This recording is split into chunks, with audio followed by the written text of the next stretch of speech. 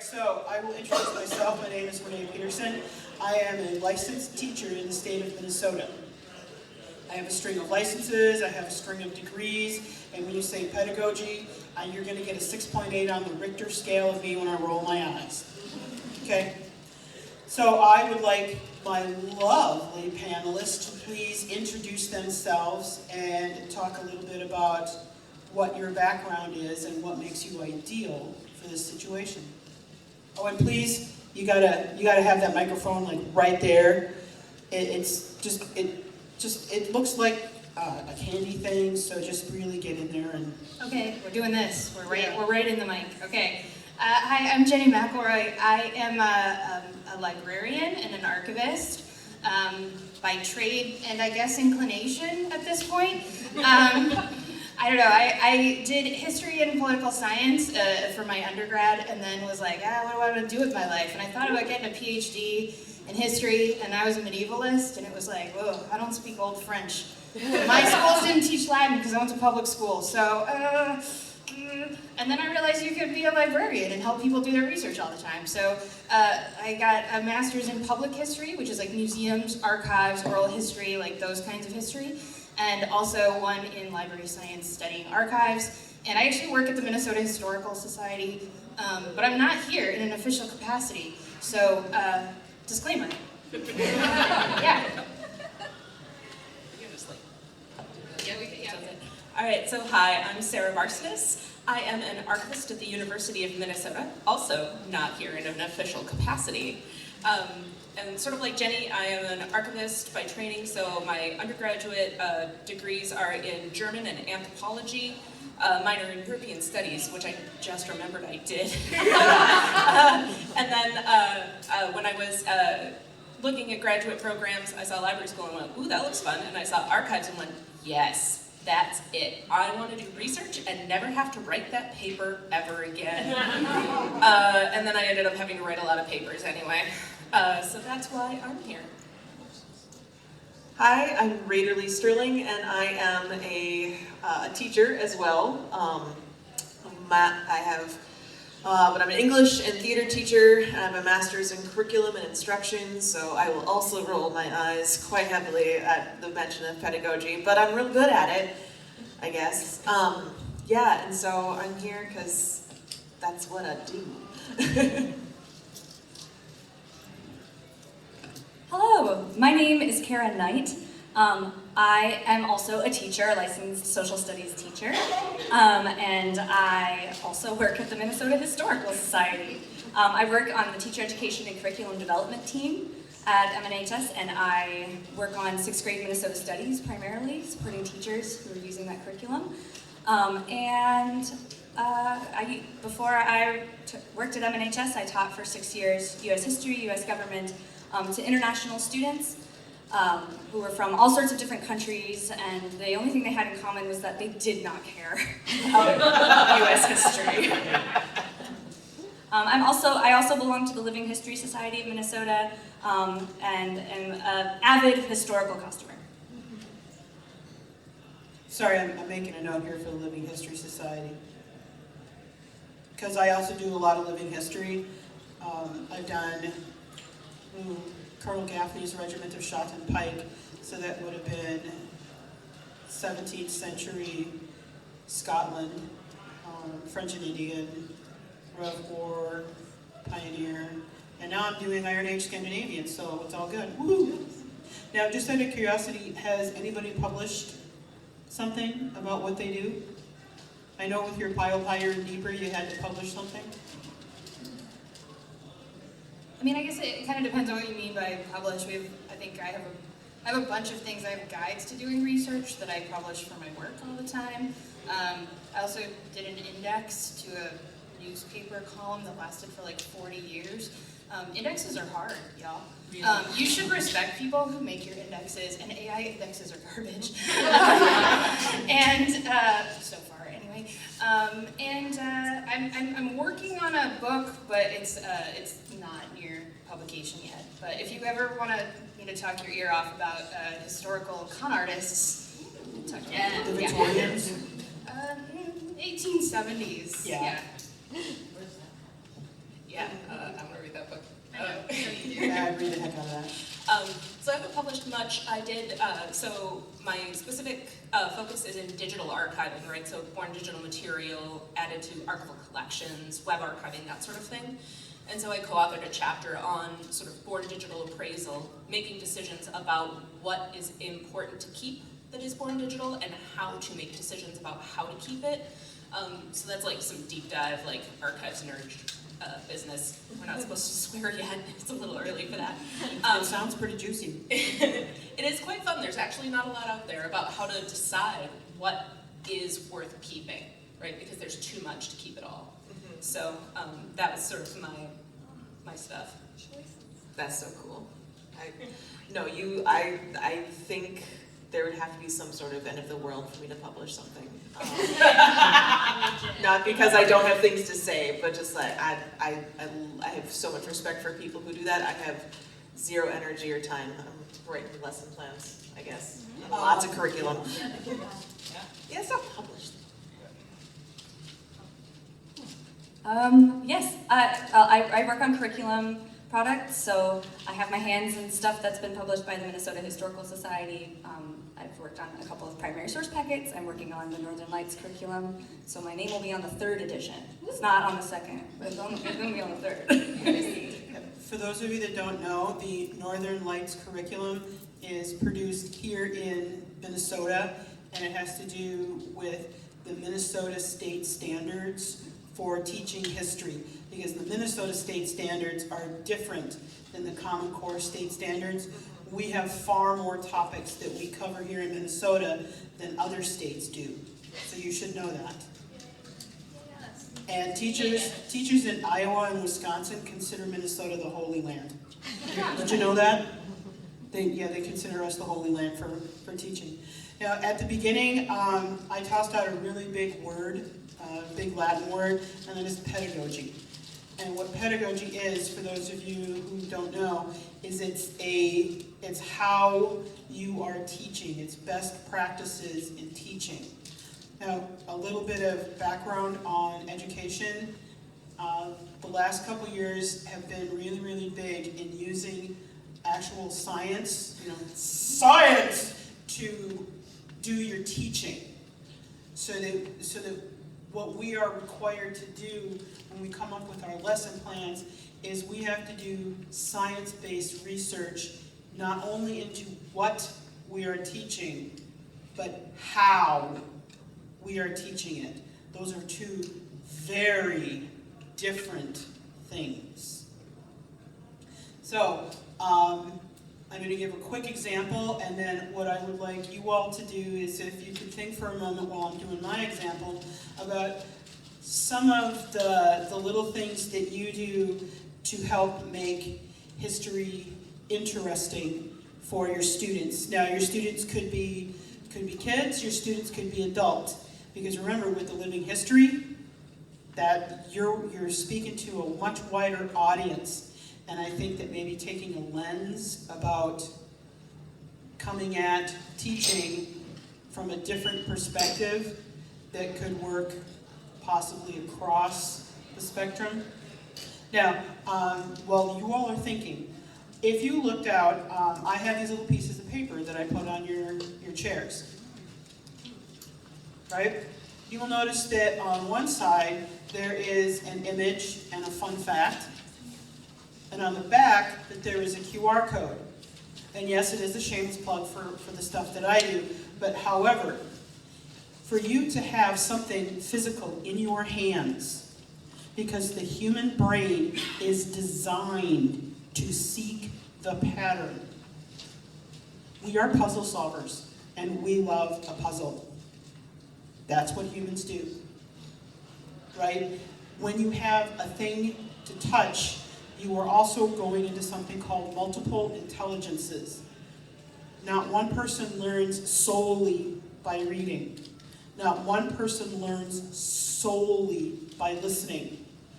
There's different ways of learning how to do things. Some people can hear something just the one time, and they're golden with it. Others have to hear it multiple times. Other people have to touch something or hold on to something. So one thing that when you're working with adults, the QR code is really great because now you have a physical interaction point. When you're working with kids, and I'm going to break this into lower elementary, upper elementary, middle school, and high school, you can still do this little piece of paper trick, but structure it a little bit differently that is more appropriate to where your students are at in their brain development. All right, ladies, let's start. Can we start at the other end this time? Please start at the other end, yes. Oh, yeah. Yes, please. Okay. So the idea of what makes history interesting, right? So history isn't just like everything that happened, because there's everything that happened, but then there's everything that we saved or recorded and everything that we remember. So there's like this really interesting interaction between history and memory. And so when I think about teaching young people, I think a lot about, this is a story, we're telling stories about who we are and where we come from. That's why the stories that we tell in our history books need to change, because who we are in the present changes. And so the stories that tell us about who we are and where we come from change, right? So history is not like a stagnant, rigid thing. It's moving, it's changing based on how we interpret it from our own perspectives. So in order to get students to care about U.S. history when they have no intention of living here or becoming citizens, I thought a lot about, well, who cares? Why is this important? So today is the 4th of July, right? Independence Day. So one of the units that we would do is on the American Revolution. And so I think about, well, what makes this historical content and these stories what about these stories are similar to the things we care about now? What is a concept that captures both of those things? And that will create a question that can guide us in our study. So, for example, if I was teaching the American Revolution, I might ask the question, when is it justified to rebel? Like, when is rebellion justified, right? And we can think about that now in the context of our own lives and our world that we live in, and we can also think about that in the context of the American Revolution. So That was really thinking beautiful. a lot, huh? That was really beautiful. Thanks. Yeah, so thinking a lot about, who cares? Why should we care? That's a great question. If a student asks that, I'm like, I should have a good answer for that. And if I don't, I gotta go back to the drawing board. Yeah, I mean, very much the same, like that idea of like, who cares, why do I need this? I get that all the time, right? And sometimes the answer is, well, we need to set a foundation. And I teach older students, I teach high school, and some older adults occasionally. And so it's okay, well, this is a foundational skill, so when we get this, then you get to go off and branch off into all the other things. And we think about lifelong learning is one of those buzz things we talk about in education. But it is true, like, learning doesn't stop, and things that we're interested in don't stop when we, graduate, or we turn 18 and we're adults and we, or we enter a workforce. Like, we're going to be learning about things, but now it's fun to get to like choose, and you can find the things that you love and deep dive and fixate and hyper, become reenactors and all that fun stuff, right? But so at some point, like, we should say, like, the school that you're, like, what we're learning right now is foundational. That doesn't mean it has to be boring. That doesn't mean it can't be relevant. That's actually also the big thing, is that those connections, the asking those questions. When is it okay to rebel? Like, I love this question with my students, like, is pride a good or a bad thing? And because it gets those conversations starting. So it's that interactivity, and then I think of history is interactive. It's not just a thing, it's on a page, it's not dead. It's alive. So how do we interact with it in a way? And there's living through it, living that we are right now, right? We're living history. But also, I teach English and theater, like, not a history class, but my kids always complain, like, why are we talking about history so much? Because it's all connected, right? So, like, seeing the foundations, those connections between the things, and like, let's talk about that. Like, oh yeah, we're gonna be we're reading Fahrenheit 451. Well, let's also talk about, what was going on in the 1950s in the US and like how this is a response to that, and like get more context, gives us more insight, which gives us, this kind of bigger brain explosions, right? Which we take for granted sometimes, and not every kid wants to do that, and that's okay too. But how do I engage that kid who is not wanting to engage? And for me, that's more about like, well, where are we at with this? Like, you ask a question, and getting them to like, well, then ask me. Yeah, let's ask, and that helps me. I think just seeing those webs of connection. Yeah. Excellent, thank you. I love that. I think one of my passions is sort of experiential learning and sort of physical, like embodied learning. So one of the things that I do, because I'm a big old nerd, is I do historical European martial arts. So I fight with my husband with a longsword, and it's super fun, and I highly recommend it. It's great for your relationship. Where does one do that? Let's talk afterwards. I need sword friends. But one of the things that we do in the classes is the specific group that I fence with is not like a fencing class where they say, okay, now do this, now do that. No. We read the treatise by Joachim Meyer from 1570 in German, sometimes translated. I read the old German sometimes. And we see what he says. Big old nerd. We see what he says about how to fight with a sword. And then we try it and see what happens, right? And see what can we learn. And what can we learn about what it is to move your body, and how has that changed? How has the format of an instructional text changed over time? How has the printed book changed over time? How many copies of this book exist in the world, right? And then we start getting into fun like book history stuff, right? There are copies in libraries where the instructional plates with pictures of people fencing, very handy by the way, have been colorized. Who did that? When? Why? Who made that note in the margins? What does it mean, right? What kind of sense can we make from how somebody else interacted with this text in the past, and how is that the same as or different from how I interact with it now? Right? And so you take this thing that starts out very sort of ahistorical, swords are cool, and just go real deep with it, right? And figure out how did we get to where we are, and how can I sort of explore that story, right? That story of how we came to sort of where we are now and our understanding of it. And I do that with honestly a lot of my hobbies. I'm big into like historical recipes and historical recipe books and modernizing them, or like textile history. I'm reading like an archaeology book of Viking weaving technologies, which is super fascinating actually. So yeah, that's sort of how I approach it. Sarah, I have one of the things that you wove in distress. Do you used it? Oh, good. Can you see it? Yeah, it's in the waistband. Oh, it's in the waistband. I actually have a piece of information for you. I was helping edit a new book on bod fashion that's coming out of Denmark. Let's talk. Yes. Sarah just wants to talk to everybody about I everything, do. which is very cool, and you should. We're friends. Thanks for the plug. Yeah. So I will say, as somebody who works in a special collection who is like surrounded by cool stuff all the time, which is a great reason to become a special collections librarian and archivist, you get to see cool stuff constantly. And sometimes I get to show off cool things to people, and they let me pick what I want to show them, which is amazing. So I had a group that was like, pick cool stuff, and people will love it. That's what their instructor said. And so I did, and I picked a whole variety of cool stuff. I picked stuff from First Ave, because we have their collection. I picked Sir Walter Raleigh, a 1600s actual original book, and it was like, here, hold this book. It's from the 1600s. You want to see kids think something's cool? You want to see teenagers think something is cool? Tell them they're holding something that is, hundreds of years old.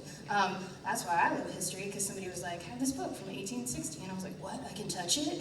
Like, touching things is cool, being in the presence of things is neat, all of that is that experiential thing that you guys are talking about is very, very cool.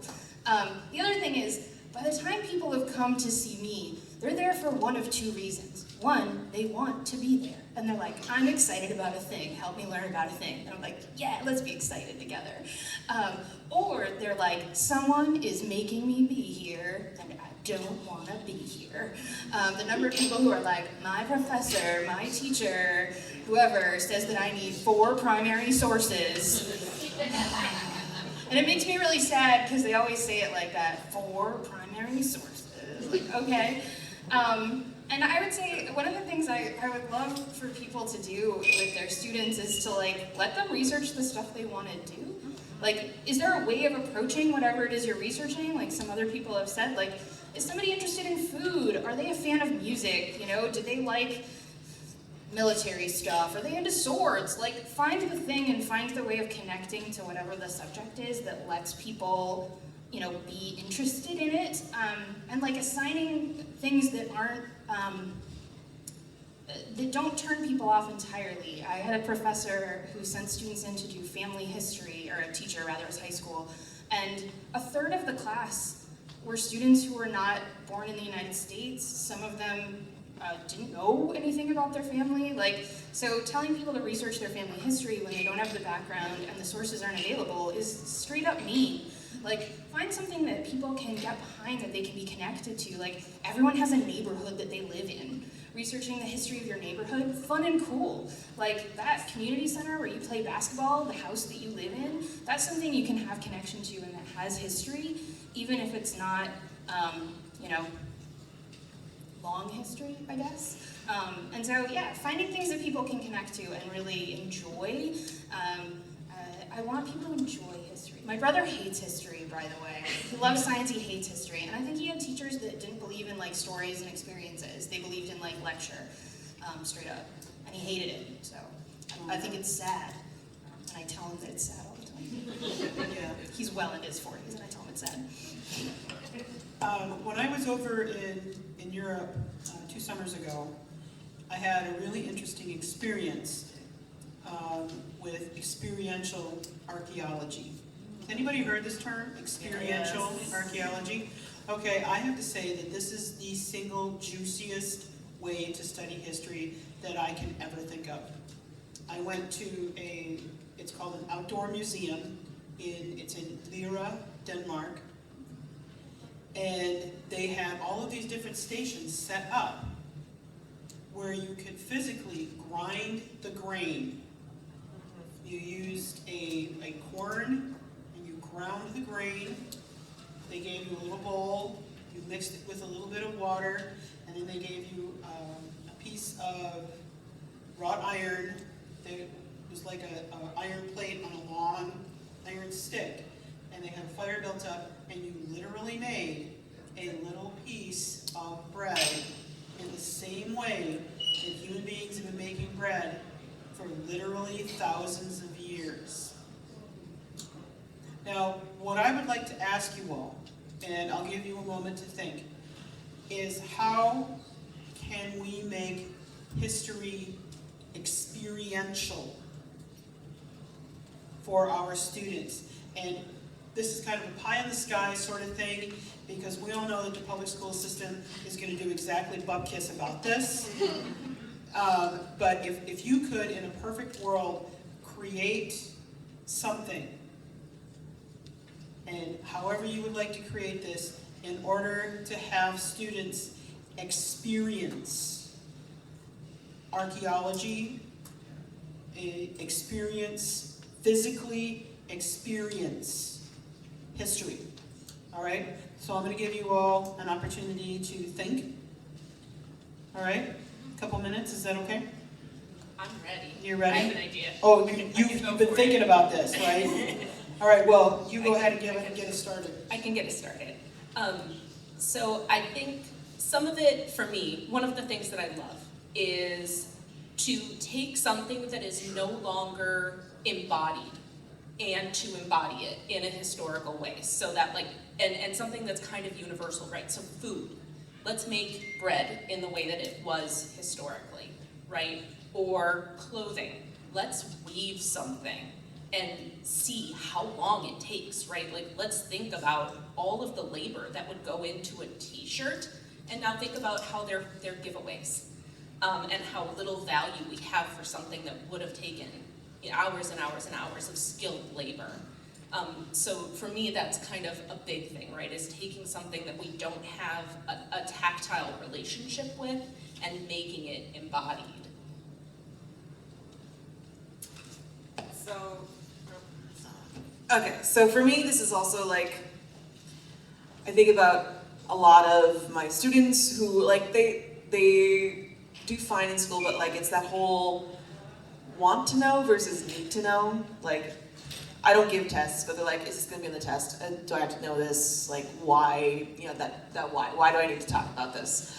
And like, that's my big crisis right now, is trying to figure out like, how to rekindle a love of learning, or like knowledge for knowledge's sake being fine. Because we have all the knowledge, right, in that little thing, except we don't. But so like doing the thing, like making the bread, is a great thing, but then what does that lead to?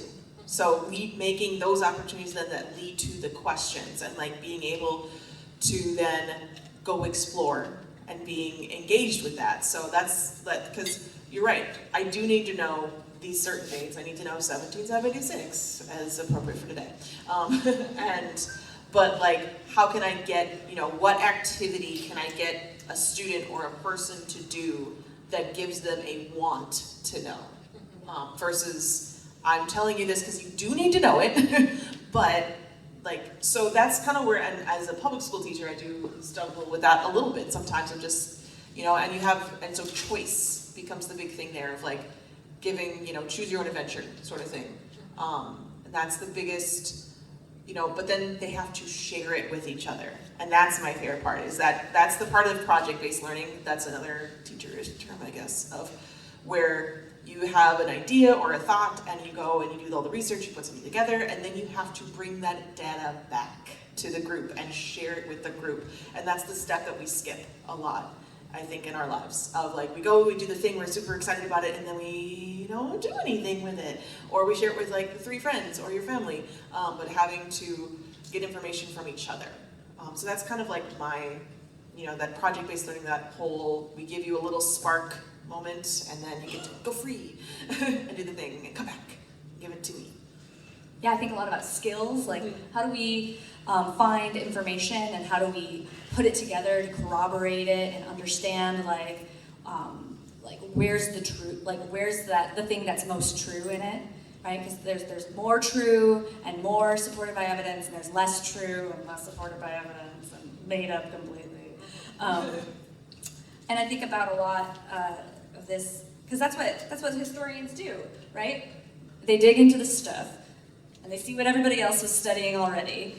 What did other people say about this incident, this thing that happened in history? And then they, you know, put those sources together. Wow, they put those sources together, and they try to figure out like what's the most true thing. And I think a huge thing that sometimes we forget when we really love history, because it seems so inherently like obvious and obviously interesting. Of course, I want to know about the founding of New Ulm in the 1850s and whether or not those Germans were gymnasts.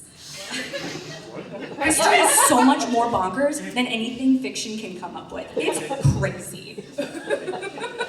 So, these are stories that help us understand what it means to be human, right? So we can look to our past to see why people made decisions that they made, and what they thought was true, and how that motivated them to make choices and take action. Nothing in history is inevitable. We all have the ability to make a choice and to change something. And when enough of us get together, we see this. It's documented over and over again. When enough of us get together on the same trajectory, we can make insane things happen, like gymnasiums. We'll take questions in the last 15 minutes, if that's okay. Okay, so I want to talk about research as an experience too, because one of my favorite things is telling people who've never seen microfilm in real life how to use microfilm. And some people are like, oh, I used that when I was in college, and some people are like, oh wait, I saw that on like Stranger Things.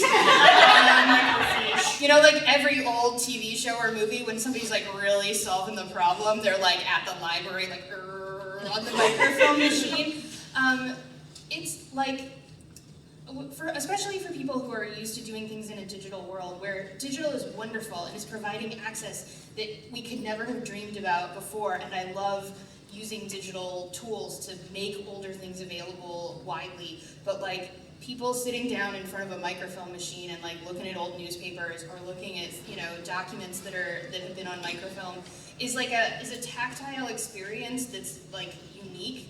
And you know, I've seen groups where they have a really specific project where, I love a project where everybody's gonna find success, pick a date, any date, find the front page of that paper, you know? We've had people find their parents' wedding announcements from small town newspapers. We've found people find all kinds of really dramatic crime stories and all kinds of things, right? But like, that's an experience where like, you're doing something. And I think sometimes people who are not used to the doing of history think that it's just writing the paper, or it's just dull, boring stuff. But it's also seeing cool things. It's looking at neat photos. It's using that microfilm machine. We actually had magnifying glasses. Oh yeah, I got magnifying glasses to loan people. Sherlock Holmes looking suckers. We had a kid who did his History Day project, which History Day is wonderful, by the way, but he did his History Day project about microfilm. Y'all. The history of microfilm. It was the most meta thing I have ever experienced. All the librarians were like, we hope this kid wins state and goes to nationals, he's amazing. He'd never seen microfilm in person before. He'd done most of his project and like came to see us to look at different machines and experience them. It was so cute. It was amazing. He was like an 8th grader. It was How old was fantastic. this kid? He was in like 8th grade. It was lovely. It's beautiful. We learned so much about microfilm too because he was so excited about it. Like he was just like telling us stuff, and we're like, we had no idea they took tiny microfilm, rolled it up, and put it in tubes on pigeons' legs, and then homing pigeoned it during World War II. Who would know that? World War I and World War II. Some 8th grade kid knew it, and he told us about it, and now I'm telling you about it. And that's what makes history interesting, right? Is stories and experiences. So. But that's the other thing, is that enthusiasm, your enthusiasm catches. Like, if you even fake it that you're enthusiastic for the thing you're talking about, like, it's gonna make other people enthusiastic, and you might actually remember, oh yeah, that's right, that's why I liked this in the first place. I have a researcher who's worked for 35 years on a book about steam threshers. I'm not excited about steam threshers, but I'm excited that he's excited about steam threshers. When he finished the book, he was like, I think I've been working on this book longer than you've been alive. And at the time, that was accurate. And I was like, this is amazing. Like, this is a huge accomplishment. It was his magnum opus. It was amazing. And it was like, he sat there and talked to me for like 20 minutes, and then I was like, I'm really sorry, I have to go. Like, I've got other people to help, but like, this is amazing. So cool, right? One thing I would like to address here is something called visceral history. When we think of history, a lot of times we go back to a situation where we're listening to somebody in a lecture hall drone on and on and on. And we're trying to stay awake in the back row going, oh man, I just need to get some decent notes. And we're also... That's why she made you move to the front. Yeah, that's why I really wanted you to move to the front, because if you're going to go to sleep, then I can see you and go.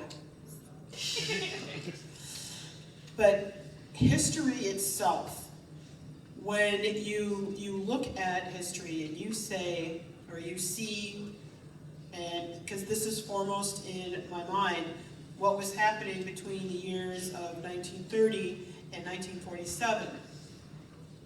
What was going on then? And we have all these words that show up in our head. But has anybody ever met somebody who had a tattoo? Yes. And you know what I'm talking about? Yep. Yep. Oh. During World War II, in the concentration camps, Oh. Yeah. Those tattoos. that tattoo. Gotcha. And they were, depending on where you were from, they were in different places on your body. They were on your arms, on the inside of your arm, on the outside of your arm, on the wrist, on the hand. There were even some that had them on the neck.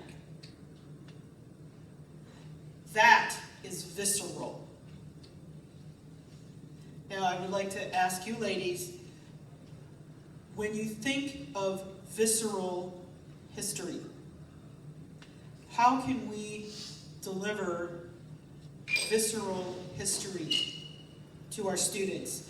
And with this lens, I would like to look at somewhere in the neighborhood of 5th grade to adults.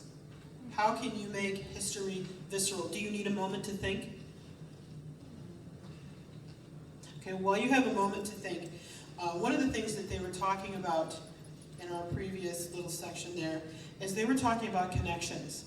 Now I want to ask a question, and this is, I don't know how many people have seen this show, but it's a show called Connections. It's produced by the BBC by James Burke. And what I really, really loved about that show is at the very beginning of the show, he was talking about horse poop. By the end of the show, you had a jet. So that somehow we went from horse poop to jet. And all of those little, seemingly tiny, insignificant little connections. Deep, deep, deep, deep, deep, deep, deep, deep, deep, deep, makes horse poop into a plane that functions and flies and seemingly defies every aspect of physics that we think of, when in fact it is such a piece of brilliant engineering. And I think one of the greatest things that I think is how he went from, I think it's been a long time since I've seen them, but it was a guy who dropped a bucket in a well and went from that to the Xerox machine, which also is utterly amazing. If you've never seen the show Connections, the guy who was the presenter is James Burke, and it was produced by the BBC in the 70s. But it wears well. It really, really does. And it goes from tiny insignificant thing that you experience every day to a photocopier. Brace yourself for his suits, though. They're very 70s. Yeah, and the ties. Just. So there's a fantastic flat Did you say situation. something about ties in the 70s? Yeah. Oh yeah. All right. So, where should we start this time? I got something, I guess. Okay. I mean, Yeah. before you do that, I just have to say Connections is like one of my greatest projects that I did for one of my history degrees. I was in a history of tech class, and we had to do a Connections.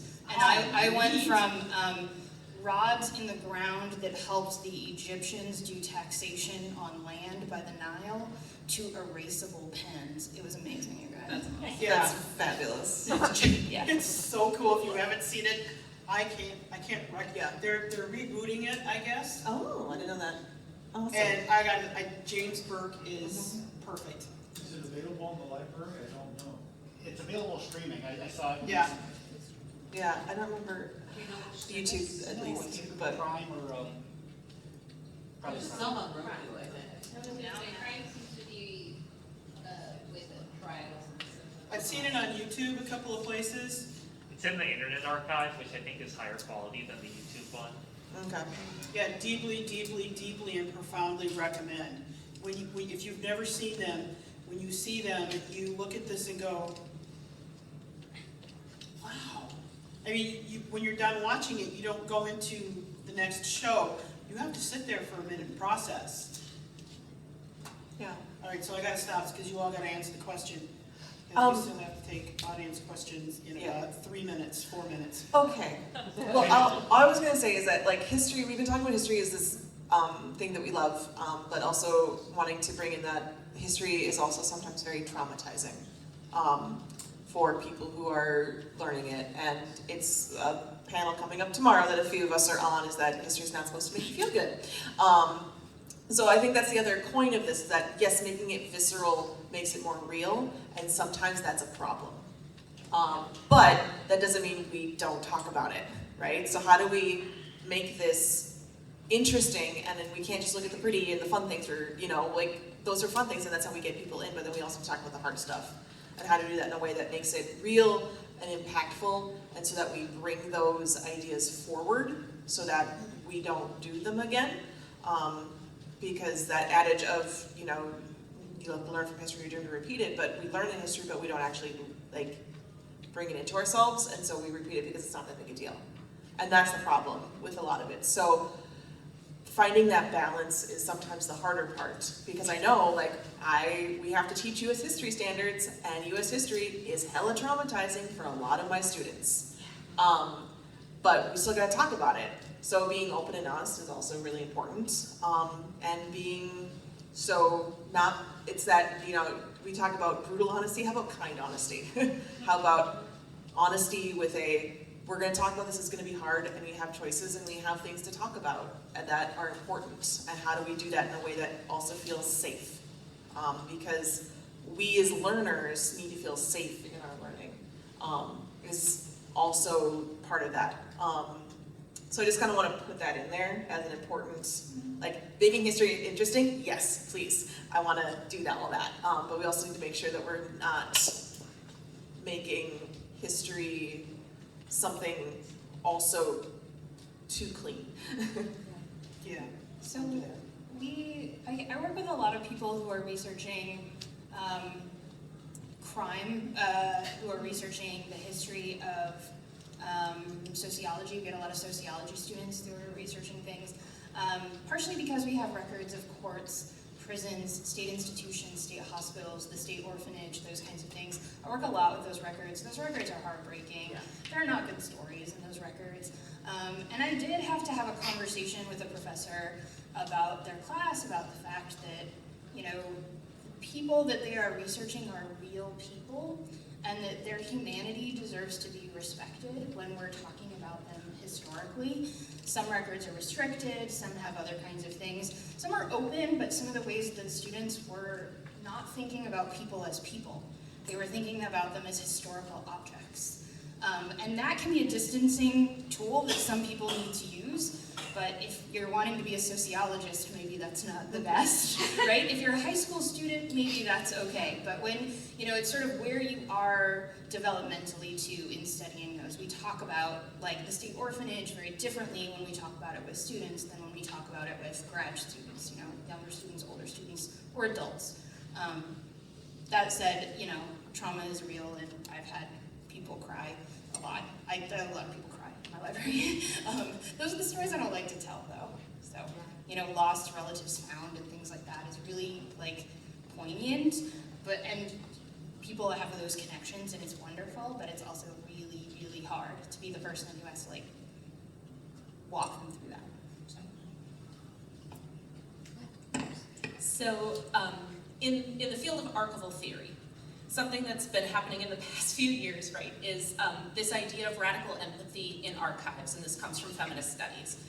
And in archives, we think about these effective relationships, the relationships that we have with the people in the records that we preserve, the relationship we have to the people who brought those records to us, to the people using those records, to the larger communities that those people are a part of, right? And I think, for me, that sort of thinking about our duty of care to not just, like, the physical materials, right, but to the people inside of them and outside of them and around them really is sort of applicable here as well, right? We have a duty of care to each other, to the past, and also to the future, and sort of by refusing to have that sort of distancing, at least all the time, right? That's how we enact that care, you know, is by seeing that humanity and not shying away from it.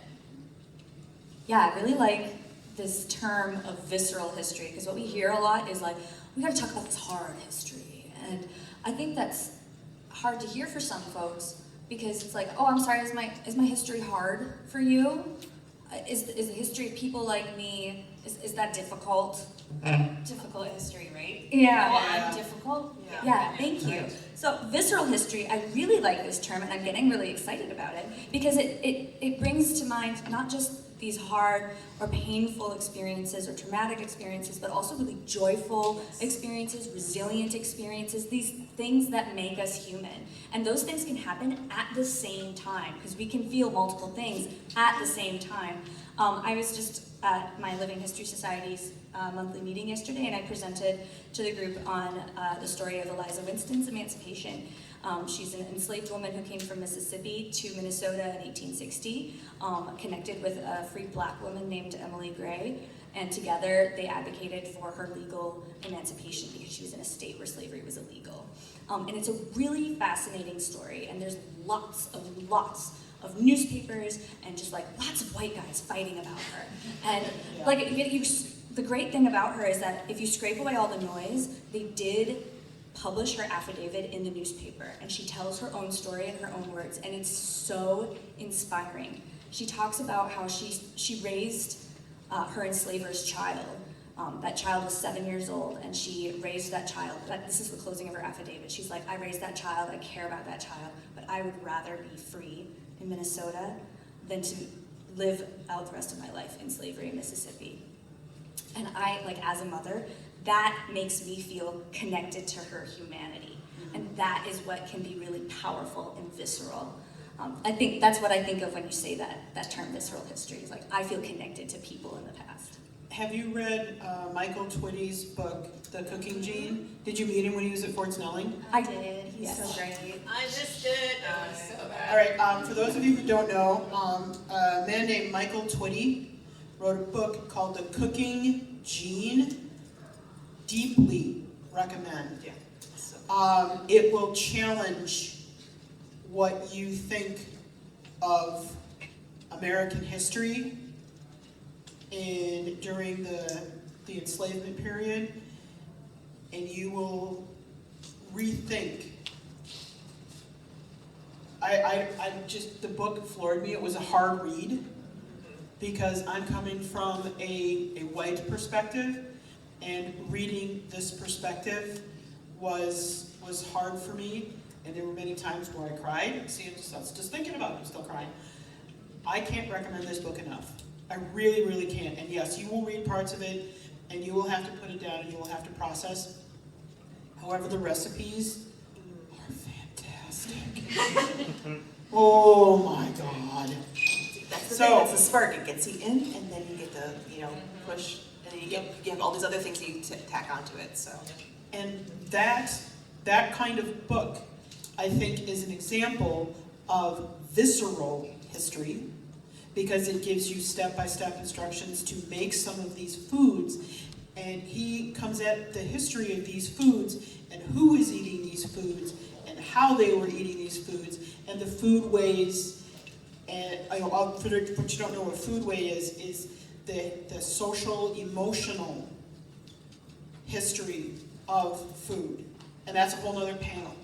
But we have a couple minutes left, and we have a question here, please.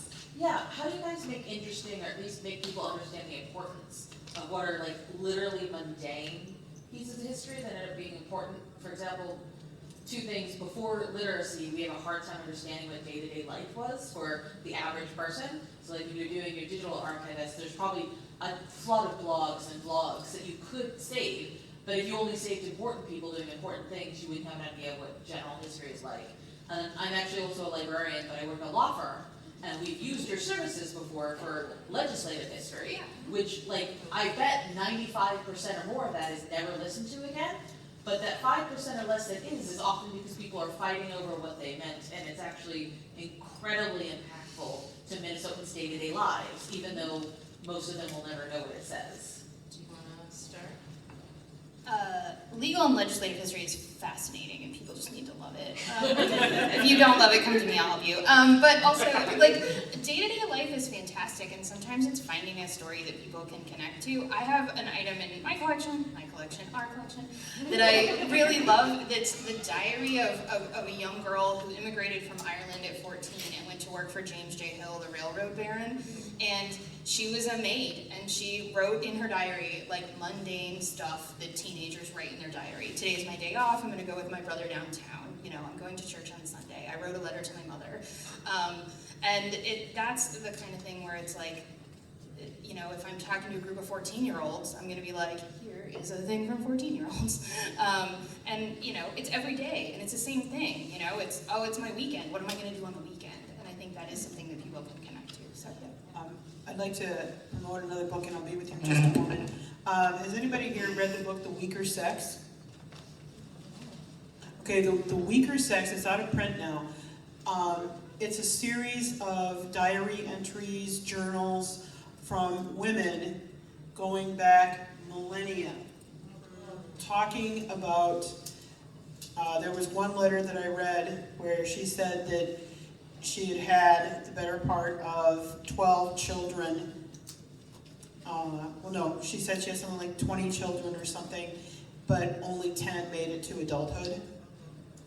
And I thought about that, and that means that she was literally pregnant for 20 years. I know, right? The weaker sex. You think about the that. weaker vessel. That's the word, vessel. V-E-S-S-E-L. All right. Yes, sir. So like, go to a living history museum if they're pretty good. But just as if you're in class, okay, 1820, you want a chicken dinner, what do you have to do? You want a what? Chicken dinner. A chicken dinner? In Oh, run 1820. to the grocery store, right? Yeah. When you go out in the backyard and catch the chicken. Now, if you got a robotic chicken running around your classroom, so you can catch it. Then you gotta kill it. So you get the axe out and chop it, right? So, you know, hey. The Living History Society of Minnesota, I was not a member at this time, but there was some members who had a farm and they had chickens, and they invited members to come for the purpose of slaughtering these chickens, which had been raised for the purpose, to have that experience, because it is an inherent part of creating food. And there were several members who were like, felt like it was very important if they were going to eat meat that they have this experience so they understand like what goes into it. But that's like chicken was a Sunday treat because it took a lot of work. But the other thing is, I can't was it the Passion of Christ? What was it? But they actually show him being whipped. Okay? So anyone that's not a teenager should go away. You can't stand, you get sick at the sight of medical procedure, don't watch it. And I think they probably cleaned it up a little bit. Don't make half of it sick. Oh, whipping is ugly. All right, They now. start at the top and they work down, and basically all your skin on the back is not Okay, there. that's enough. All right, we have the pink sheet on the house right side. Yeah, so I'm a poli-sci undergrad. Yay! One of my favorite classes was Latin American history, and he taught it in a way that kind of reversed the story that we always tell, which is always, you know, this horrible act inflicted upon people. Yeah. This class kind of reframed the perspective where it was an act of resistance on their part, and it kind of gave life to actors that were normally voiceless, and so just wanted to give Yeah. a thought on that. I love flipping the narrative. I love looking at the story that we don't necessarily always see. Because like we can watch a movie about, you know, the history of most conflicts, right? And movies are great. I love movies in a classroom because it does make that connection. But also like then we can talk about like, so what didn't they do right? Or like whose stories are being told. I love those stories and like finding that, which is why I love the Minnesota, you know, History Center and Historical Society and all that fun stuff. And students, I have found, they need the foundation story, obviously, if we're going to talk about, you know, a conflict or a problem. They need the basic information there, and we get that. We can get that all done in like a day or two, usually, right? And then I'm like, okay, so what do we also want to know? What are the questions you have about this? Like, here's some basic information, now ask me questions. I say it a lot in my classroom, ask me questions. And kids start off with like, oh, I'm just gonna sit here in silence. And eventually they get to like ask questions. Like, oh, I don't know that. Oh, there's a research paper. I love it, yeah. And so that sort of way, yeah. Yeah. Just to quickly jump off of that, one of the things, again, talking about like archives theory, right, that we talk about is, we call it appraisal, and it's not like Antiques Roadshow appraisal. It's a different kind of thing, and it's when we look at something and we say, what kind of story does this tell? Whose story does it tell? Do we already have the ability to tell that story in the same way, or is this something unique?